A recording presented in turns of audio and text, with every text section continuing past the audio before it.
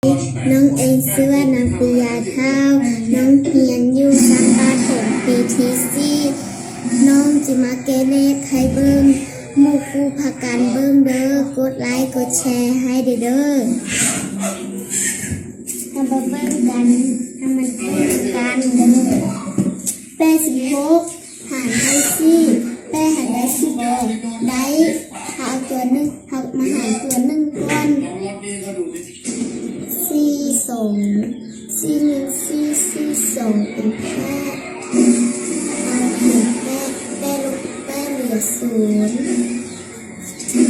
0ทำได้4โบก็ได้6ลง6ทำได้4โบได้4 1 4 4 2 8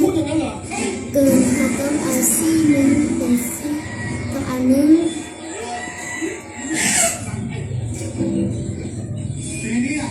มาลบกัน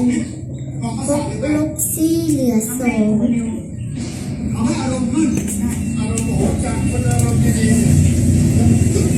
ต่อไปข้อที่2เราอธิบายตัวถึงพ่อแม่ว่าเป็นอะไร86หาร4อ้อ20x วันนี้ใครเป็นออกมา2ต่อไปข้อที่2มันได้6บ่ได้ครับเราต้องหาร2ตัวนี้ต้องเอา28หาร6ได้6 1 6 6 2 12 6 38 6 4 24 6 5 30ถ้าเอา5เราเกินเอา4นะ4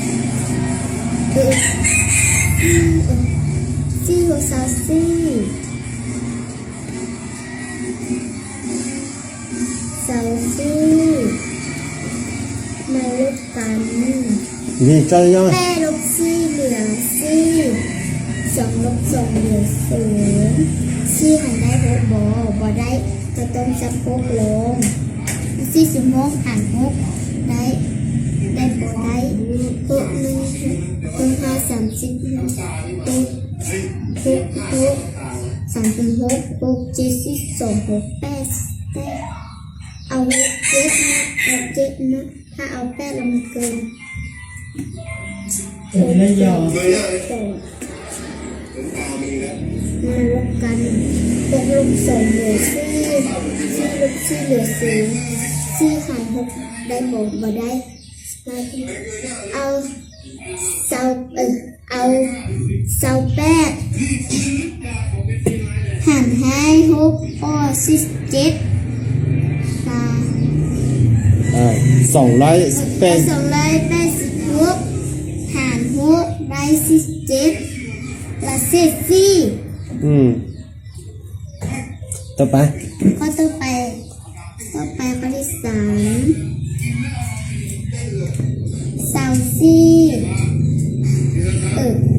4หารได้24บ่ได้ก็ต้องเอา46 2ตัวนี้หาร24ได้จะหาผลหาร24คูณให้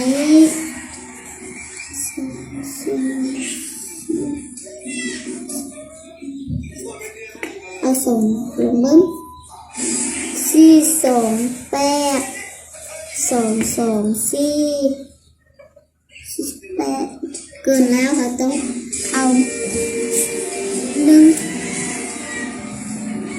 ต้องเอา1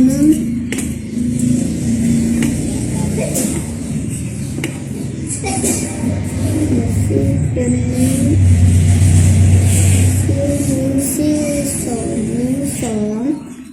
ป้า34ได้1 ได้1เกือบเอา6ลบ4เหลือ2เราดัง4ลบ2เหลือ2 22หารได้24บ่ได้เราต้องเอาหาผลหาร22หารบ่ได้22หารบ่ได้24เราต้อง18ลง228เขาเอา9ลงเบิ้ง เก้าสามสี่สี่เก้า36เขียน6ช่วย3 2 9 18บวก3เป็น21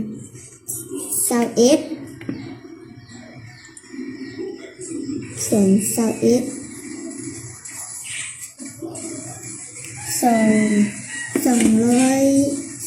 21216ต้องเอาเก้า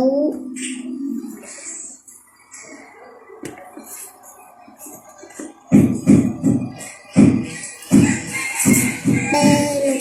6เหลือ2ลบ1เหลือ1 2ลบ2เหลือ0 12หารได้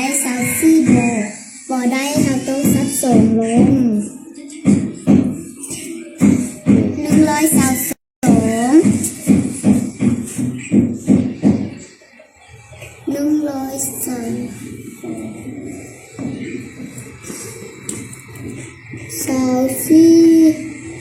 คูณให้แป้ลงเบิ้ง4แป้ เขียนน้อยไหมยามาเขียนไปแล้ว 4แป้32เขียน2ช่วย อธิบายพร้อมมั้ย2เราแต่ดัง2แป้16บวก3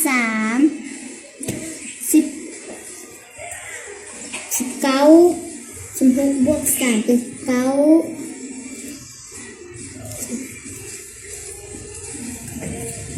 192นะคะต้อง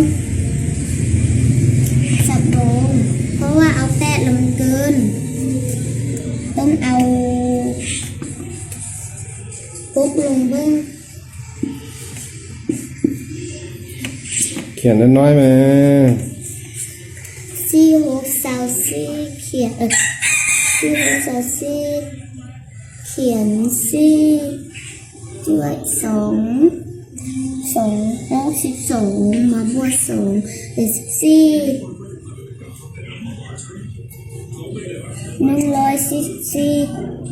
เกินหาต้น ลบแต่ตัวเลข6ถ้าเขียนหลายเทื่อเราต้องเอา5ลงบน5 4 20เขียน0ด้วย2 50บวก2เป็น12 120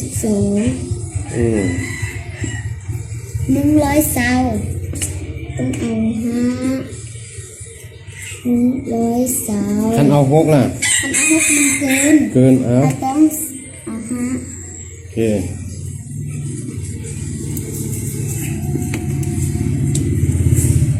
มาลบกัน2ลบ0เหลือ2ลบ2เหลือ0 1ลบ1เหลือ0ที่บาย4,682หารให้24อ้อ195เศษ2บัดนี้ค่ะบ่ได้ใจเราต้องมากวดคืนเบิ้งเอาผลหารมาคูณให้ตัวหารแน่น24ผลหารแน่น195ตัวหารแน่น24คูณกัน4 5 เขียน0ช่วย2 9 18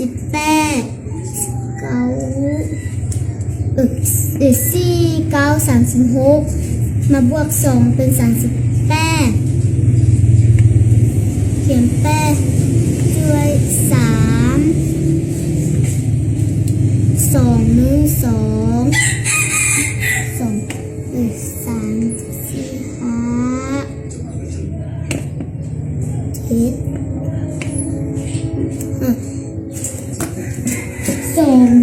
2 บวก3 2เป็น3 4 5 6 7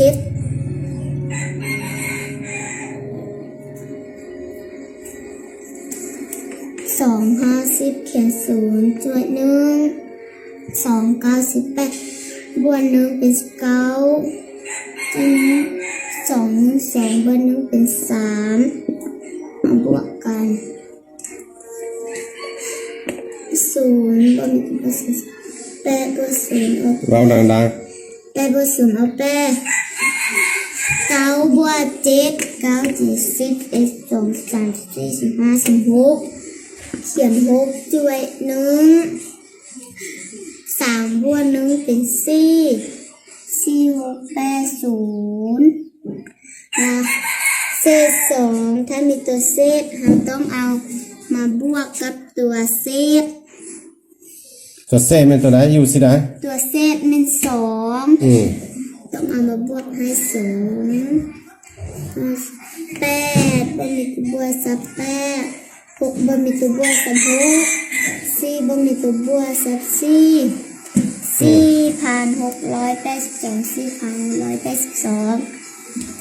นะ วิธี บวกคืน ตัวคูณตัวท้ายร่มต้องคือกับตัว ตัวตั้งหางตัวตั้งหาง อธิบายเอาหรือเอาข้อต่อไป เราต้องไปข้อที่สี่ ข้อที่สี่ท่านเอา ไปหารบ่ได้29เราต้องเอาไปเอาส่งต่อไปสหประหาร29คูณให้3ลงเบิ้ง39 27เขียน7ช่วย3 2 6บวก2เป็น8 87 ถ้าเอาสิ ถ้าเอาสี่มันเกินค่ะต้องเอาสามโอ้แปดเจ็ดมาลบกันแปดลบเจ็ดเหลือหนึ่งแปดลบแปดเหลือศูนย์หนึ่งหันบ่ได้29ต้องสับสี่ลง14หันบ่ได้29เขาต้องตื้มศูนย์ใส่นี้แล้วเราต้องสับหกลง146หันได้29บอกได้แล้วต้องก็หาบนหาร วางดังๆวาง เอา ดัง 29คูณให้5ลงเบิ้ง9 5 45เขียน5ตัว4 2 5 10บวก4เป็น14โอ้146เราต้องเอา5ถ้าเอา6เรามันเกินเราต้องเอา5 145 6ลบ5เหลือ1 4ลบ4เหลือ0 1ลบ1เหลือ0ถ้าเอา146หารให้29โอ้305เศษ1ถ้าเขาบ่แน่ใจแล้วเขาต้องมากวดคืนเอาตรง วิธีกว่า วิธีกวดเราต้องเอาผลหารเราต้องเอาผลหาร305คูณให้ตัวหารใน29มาคูณกัน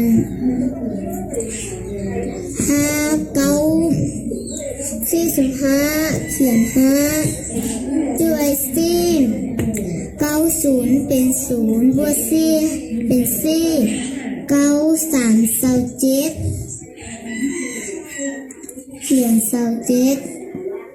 250เขียน0เจอ1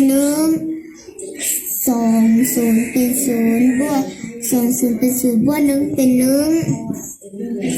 2 3ปุ๊บมาลบมาบวกกัน5บ่มีตัวบวกสับ5ลง4บวก0 4คือ9 7บวก1เป็น8 6บวก2เป็น8เป็น8เอา8ผ่าน145และเศษ1เราต้องเอามาบวก1 5บวก1เป็น6 4บ่มีตัวสับ8บ่มีตัวบวกสับลง8บ่มีตัวบวกสับ8ลง8ผ่าน146โอ้ 2,946 ต่อไปข้อที่ห้า ข้อต่อไปนั่นข้อต่อไปนั่นก็ที่ห้า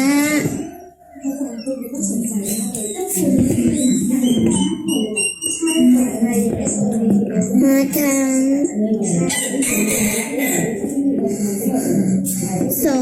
26หารได้123บ่ได้เขาต้องเอา200ต้องเอา3ตัวเอา264เราไปซ่อหาผลหารเอาไปซ่อหาผลหาร123เขียนเทิงตามให้123คูณให้เอา2ลงด้วย326 224 2นั้นเป็น246 ถ้าเอา333 9 326 3นั้นเป็น300แล้วเกินเอาเขียนเอาก่อนต้องเอา2แล้วเท่าไหร่เอา246อธิบายไปพร้อมเอา246มาลบกัน4 6บ่ได้เราต้องยืม10ว่า14ลบ6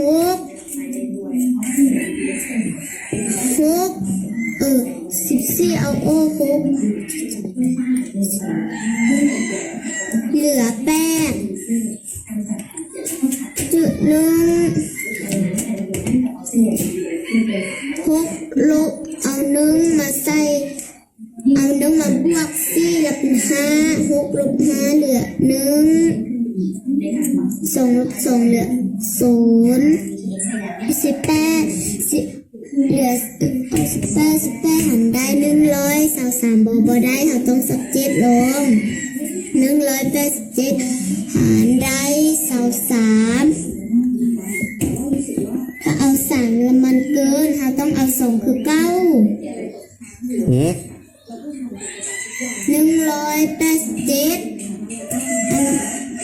เบิ่งดี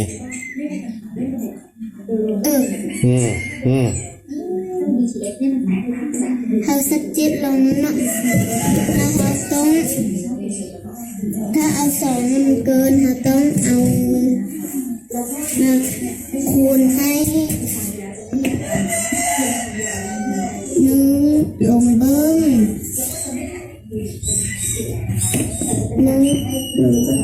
3เป็น3 2เป็น2เป็น123ถ้าเอา2มันเกินเราต้องเอา123ลบกัน7ลบ3เหลือ8ลบ2เหลือ6 1ลบ1เหลือ2 46หารได้123บ่ได้เขาต้องสับ6ลง664นะคะต้องเอามาคนให้ตัวเลขนิดนึงให้มันใกล้เคียงกับ646ต้องเอา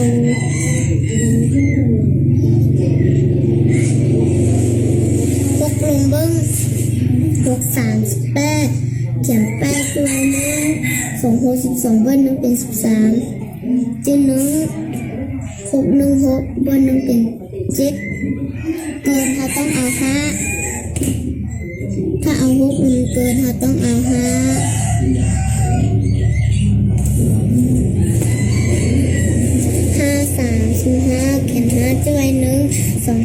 บวกหนึ่งเป็นเอ็ดเขียนหนึ่งจะไว้หนึ่งหาหนึ่งหาบวกหนึ่งเป็น615